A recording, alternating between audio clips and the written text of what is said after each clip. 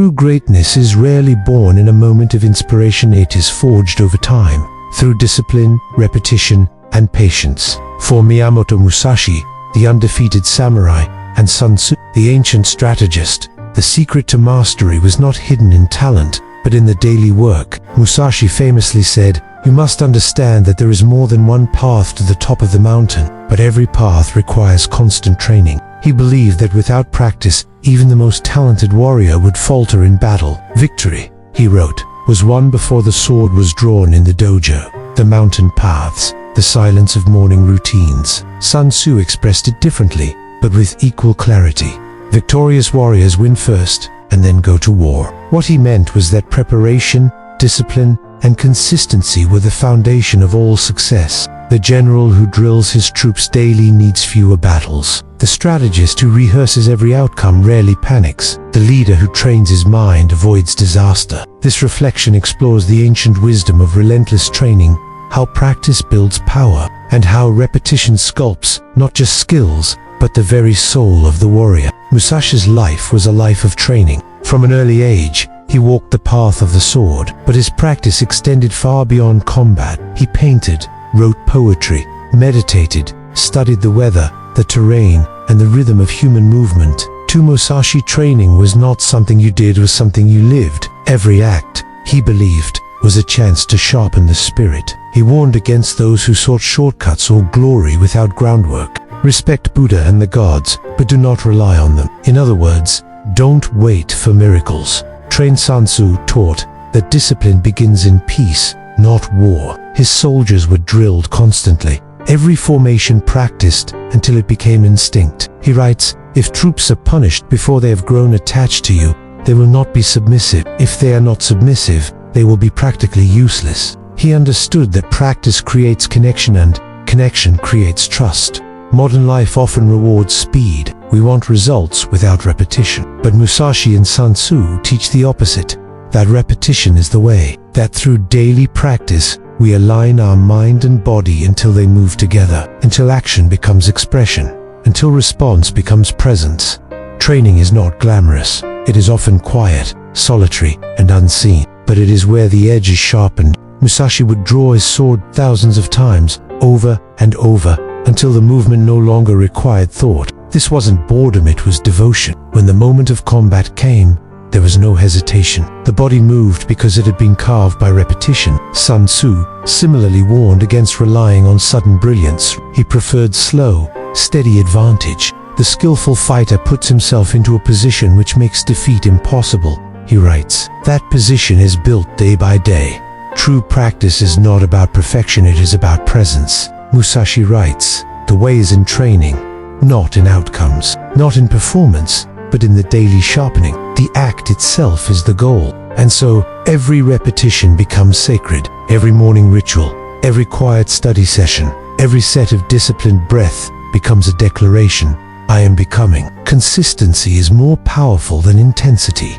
Anyone can work hard for a day. Few can work steadily for a decade. Musashi didn't win because he was born superior. He won because he never stopped training. Sun Tzu's discipline was mental. He trained his mind to see 10 moves ahead, to wait, to shape the field before acting. His power came not from force, but from anticipation. And anticipation is trained. Discipline is remembering what you want most, even when comfort whispers otherwise. It's returning to your routine when no one is watching. It's doing the small thing right again and again until it becomes who you are. Musashi believed that every mistake in battle was a mistake made in training. He wrote that you should practice 1,000 days for strategy, practice 10,000 days for mastery. That's over 27 years. His point, if it matters, you train forever. There is no end to mastery. The more you train, the more subtle the work becomes. You stop chasing speed and start refining breath. You stop needing to win and start listening to rhythm. You realize that training is not something separate from life, it is life. Training also builds resilience. When you train daily, you grow stronger even in failure. The person who trains every day is not shattered by one loss. They return, they adjust, they sharpen.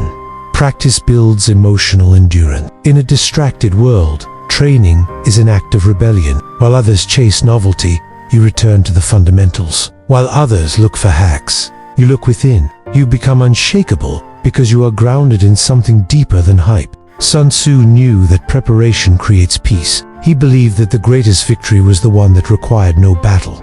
Because preparation had already won. A mind trained daily is not easily provoked. A spirit grounded in practice does not rush. A body disciplined through repetition does not falter under pressure.